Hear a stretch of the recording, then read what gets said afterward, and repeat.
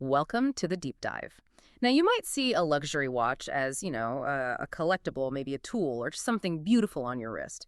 But today we're looking at it, well, through a banker's eye, really. We're examining timepieces as highly liquid, pretty reliable financial assets. It's actually quite surprising, but if you walk into high-end pawn shop vaults across the UK, Omega watches are like a foundational mainstay. That's absolutely right. A watch's value isn't just about what it might fetch at auction someday. It's really about the security of its floor price, its Yeah. baseline value. So when you need quick capital, Omega provides perhaps the most recognizable, most trusted form of collateral out there. Right. So our mission today is to take a deep dive into specifically 10 Omega models, the ones that consistently attract the highest premium appraisals when they're pawned. We're essentially giving you a shortcut to understanding the secondary market, but filtered entirely through this lens of lending risk and asset security. Exactly. We'll be uncovering the specific innovation, the engineering reliability and the cultural relevance, all the things that transform a beautiful watch reference into an ideal vehicle for securing a competitive loan. So the core question we want you, the listener, to mull over is this. What element? Is it a historical detail, a technical feature, maybe a cultural tie in what fundamentally mitigates the risk for the lender? Because that's what maximizes the cash you can borrow against it. Okay, let's unpack this. We probably have to start with the foundational examples, the assets that have that immediate universal recognition, the textbook examples of liquidity, if you will. And for Omega, that really begins and ends with the Moonwatch. The Speedmaster Professional, we often see it in its current form, reference 311. Oh, absolutely. The Moonwatch has completely earned its legendary status. And it's not just because it was the first watch worn on the lunar surface back in '69. For a lender, this legacy provides an incredible volume of reliable data points. And that volume, that's really key to the financial security aspect, isn't it? I mean, the sheer number of Moonwatches produced over decades. It acts almost like an insurance policy for the lender. Exactly right. Its large production ensures two critical things. First, there's always a robust global demand. That means near-instant liquidity if the pawnbroker actually needs to sell the watch. And second, its ubiquity ensures that the authentication process is rapid and reliable. That significantly lowers the risk of fraud or, appraisal mistakes. And that confidence allows for higher loan-to-value ratios. Okay. So the history and the sheer quantity work together, hand in hand, to provide that financial stability. In the UK secondary market, I think even models that are quite well worn can trade hands for between, £4,000 and £6,500. But that's highly dependent, as you often find, on whether you have the original box and papers. That whole completeness package is just critical for value. Definitely. Now, if the Moonwatch is sort of NASA royalty, then the Seamaster Diver 300M, certainly the modern version, reference 210, well, that's Hollywood royalty. It is, of course, universally known as the Bond watch. But how does a fictional spy, really impact real-world lending risk? Isn't that just hype that could, fade away? How do lenders actually trust pop culture associations? Well, they don't just trust the pop culture itself. They trust the institutional support behind it. What's fascinating here is that the Bond association isn't fleeting. It's not just about one movie. It's coupled with the watch's serious professional features.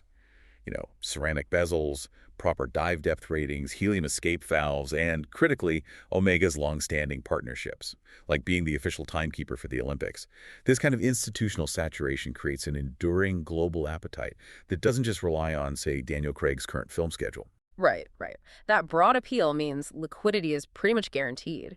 It's highly recognizable, it's supported by a massive secondary trading network, and it typically transacts in the UK's secondary market for around £3,500 to £5,000 for the standard editions.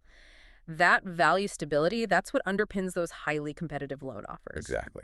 That stability is everything from a lender's perspective. Okay, so if those icons are kind of the baseline, the known quantities, what's the next level up? What references make a pawnbroker truly sit up and take notice?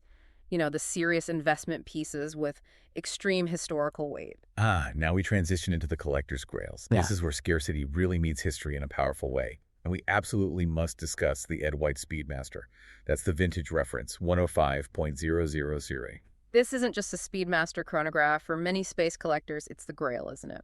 It really holds that distinction. Yeah. Because it was the exact reference worn by astronaut Ed White during the first American spacewalk. So connoisseurs, they seek it out specifically for those historic details. Things like the distinctive straight lugs, which are different from later models, and the pre-professional dial text, just Speedmaster now, Speedmaster Professional. Because of its scarcity and its pivotal role in space history, the market for the Ed White is, well, it's highly inelastic. Demand just stays strong. Wow. And that historical significance translates directly to serious, quick capital for the owner. Pristine examples, they sell for what? 20,000 to 35,000 pounds. And if the watch boasts full provenance, documented ownership history, maybe even old service receipts from the 70s, it can easily hit 40,000 pounds or even more. For a lender, this must be one of the quickest and safest assets to monetize. The risk of not being able to sell it, the disposition risk, it's extremely low. Extremely low. Now, if we combine that kind of scarcity and historical space connection with maybe a little celebratory fun, we arrive at one of the absolute hottest references today, the Snoopy Award Speedmaster. These commemorate Omega's special relationship with NASA, specifically when NASA awarded Omega the Silver Snoopy Award for contributing to mission success, like getting Apollo 13 home. Ah, the Snoopy. This is a classic example of what you might call a blue chip asset in the watch world, right? They appreciate fast, they generate almost instant market demand, and all the media coverage around them assures higher loan-to-value ratios because the lender just knows there's a queue of buyers practically waiting. Absolutely. The Snoopy is a guaranteed winner. UK market values now, depending on the specific reference, range from 20,000 pounds to well over 40,000 pounds for box-fresh, complete sets. Very few Omega watches have higher assured market stability right now. It's quite remarkable. Okay, let's shift gears dramatically now. From space down to the deep sea for our next high-value collectible, the Plopkov 600, the vintage one, reference 166.077. Ugh. The Ploprof, which stands for Plongeur Professional Diver in French. And it is a brute. Make no mistake. Built in the 1970s, it's famous for its highly unconventional, almost monolithic case design and that distinctive pusher lock system. It looks less like a wristwatch and more like a specialist diving instrument strapped to your arm. That thing is a tank. Seriously, it looks like a small lockbox. Does that visual boldness, that eccentricity, actually make it easier to value and potentially sell? Because it's just so instantly recognizable. Precisely. That's a great point. Its boldness and unique technical pedigree. I mean, it was genuinely designed for professional saturation divers working at extreme depths, make it a really lucrative candidate for a value-maximizing loan. Secondary values typically range from 8,000 pounds up to maybe 16,000 pounds for great examples, and it's actually seeing a bit of a resurgence because a new generation of collectors is actively seeking out Omega's more eccentric, technically advanced vintage models. It has a real following. Interesting. Okay, now let's shift focus again. We've talked icons, we've talked grails. What about the models that offer robust value retention through maybe more reliable design appeal and everyday utility? The kind of watches perfect for bridging minor cash flow issues, which, let's face it, is often why people seek collateralized loans in the first place. We're moving from the collector grails to maybe the everyday liquidity engine. Good way to put it. And we can start with a piece of pure mid-century elegance. The Constellation Pie Pan, particularly the vintage reference 168.0005. Its distinctive 12-sided dial, which looks like an inverted pie pan, hence the name generates significant ongoing collector buzz, simply because it's an exceptional and timeless design. And that specific design niche creates real stability, doesn't it? Because it's not relying on some temporary fashion trend. These vintage constellations, they benefit from this sustained rising global awareness of mid-century dress watches. Values can range from, say, 2,000 pounds up to 6,500 pounds with those iconic, thicker, gold-capped examples, usually hitting the top end of that spectrum, right? Exactly. The gold-capped ones are particularly desirable. And then there is the anti-magnetic Railmaster, the modern reference 220 series, for instance. This is perhaps the least heralded, maybe the quietest, of Omega's core professional trio, Speedmaster, Seamaster, Railmaster, yet pawnbrokers really appreciate it. Okay, why is that? Why does the Railmaster have this quiet following and robust value retention that makes it so good for lending specifically? It comes down to something we sometimes call repeat pawn potential, which sounds a bit clinical, but it means the item is so stable, so easy to value accurately, and so robust that the borrower can reliably retrieve it after paying off the loan, and the lender feels confident in repeated, transparent transactions with that same piece over time. It's appreciated for its understated design, but also its crucial anti-magnetic technology, which is a real technical feature. Modern steel references trade very consistently between 2,800 pounds and 4,200 pounds. It's just a reliable workhorse for everyone involved. Makes sense. A reliable asset. We should also probably mention a 21st century icon that leverages that space heritage but with really cutting-edge materials. The Dark Side of the Moon Apollo 8, reference 311. This is a modern Speedmaster variant, but it features this incredible laser-ablated, skeletonized dial showing the lunar surface, all housed in a sleek black ceramic case. Yeah, that one's visually stunning. It's clearly a magnet for collectors seeking those more tech-forward Speedmasters. And it shows that modern innovation can translate almost instantly into collateral value. Present values for complete sets are strong, usually sitting between £8,000 and £11,000 in the UK market. That definitely underpins confident loan calculations from a lender's point of view. For sure. And finally, let's just quickly look at two ultimate reliable daily wearers that are great for this purpose. First, the Seamaster Aquaterra, maybe a reference 231, for example. Versatility is absolutely the watchword here. It appeals to such a broad audience, seafaring types, office dwellers, pretty much everyone.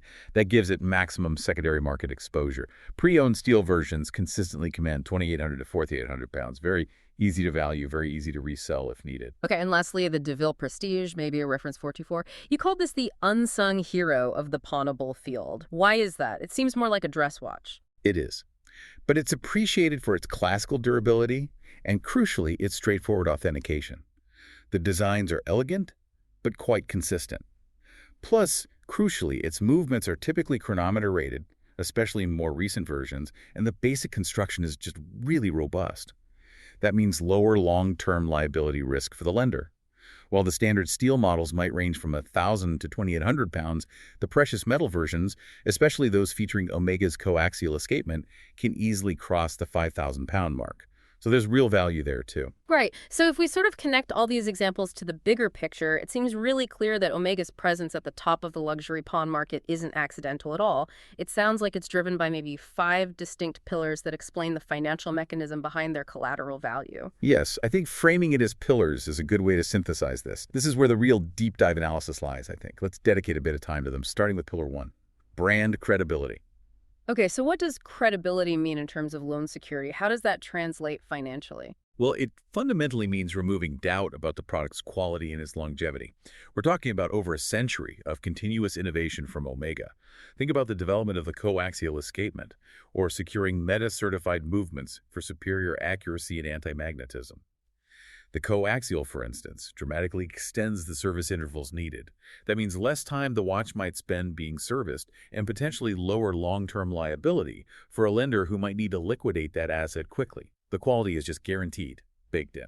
Got it. And pillar 2 then addresses the absolute core need of the pawnbroker, liquidity and demand. Exactly. Pawnbrokers are, at the end of the day, asset-backed lenders.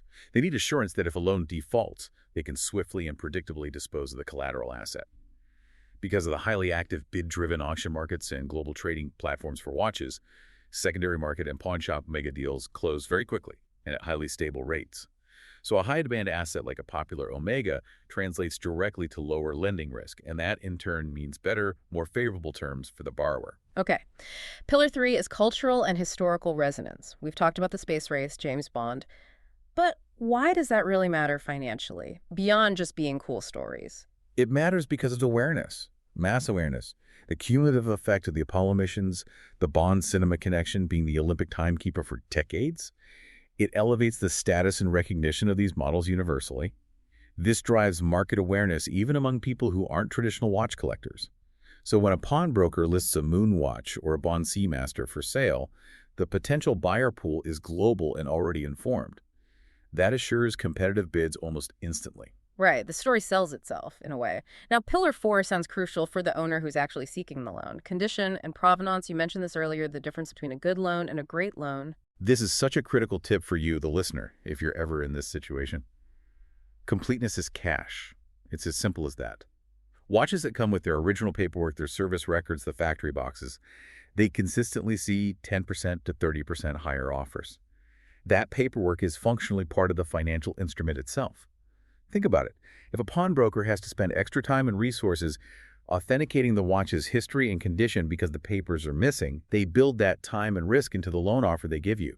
A complete set means instant trust, which just accelerates the entire transaction and maximizes value. Makes perfect sense. And finally, pillar 5, hardware and special editions.